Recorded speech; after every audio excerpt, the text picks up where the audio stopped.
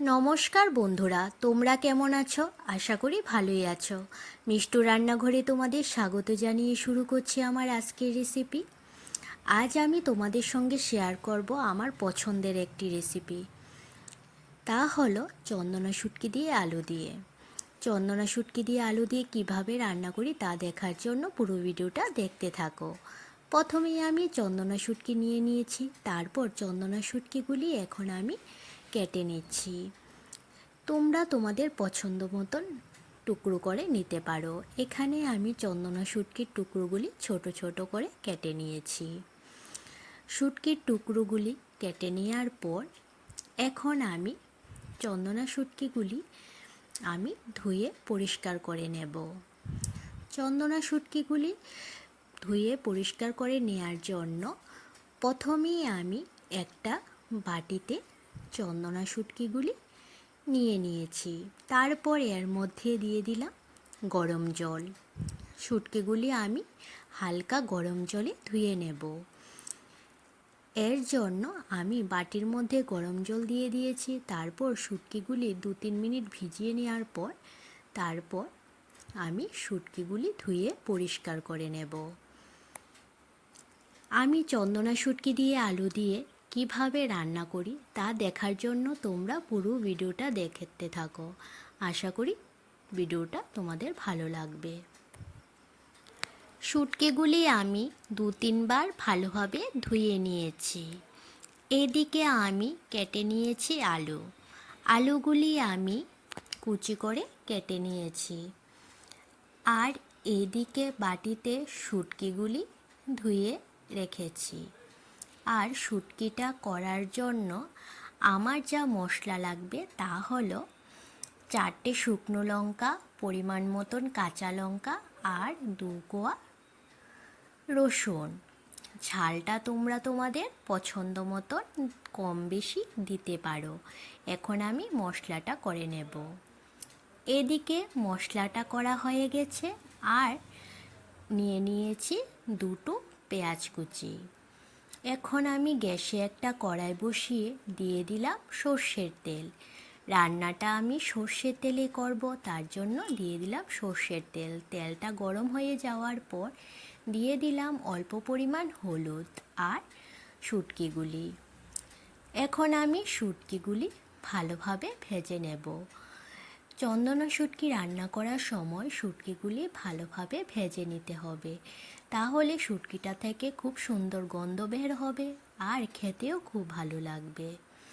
শুটকিটা ভাজা হয়ে গেছে। এখন আমি শুটকির মধ্যে দিয়ে দেব কোচানো পেঁয়াজ। কোচানো পেঁয়াজগুলি দেওয়ার পর এখন আমি পেঁয়াজগুলিও ভালোভাবে ভেজে নেব।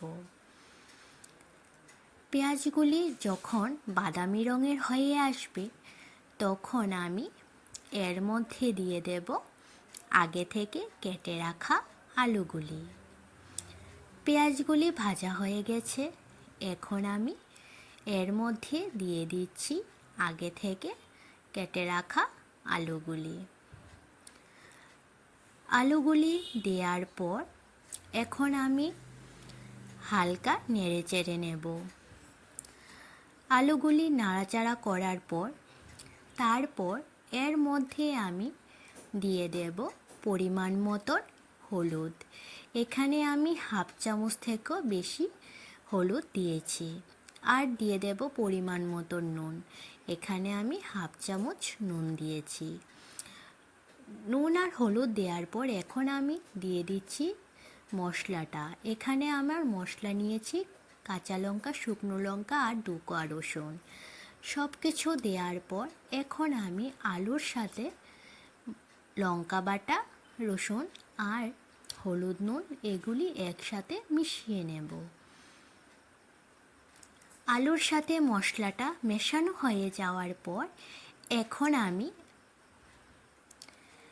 2-3 মিনিটের জন্য ঢাকা দিয়ে দেব, যাতে আলুটা খুব ভালোভাবে সেদ্ধ হয়ে যায়। আলুটা কুচি করে দেওয়া তো, এই জন্য বেশিক্ষণ লাগবে না সেদ্ধ হতে। 2-3 মিনিট পর আমি ঢাকাটা তুলে নিয়েছি। এখন আমি আলুটা কিছুক্ষণ কষিয়ে নেব। আলুটা যখন কষিয়ে নেওয়া হয়ে যাবে তখন এর মধ্যে দিয়ে দেব পরিমাণ মতন জল। আলুগুলি কষানো হয়ে যাওয়ার পর এখন আমি এর মধ্যে দিয়ে দেব পরিমাণ মতন জল।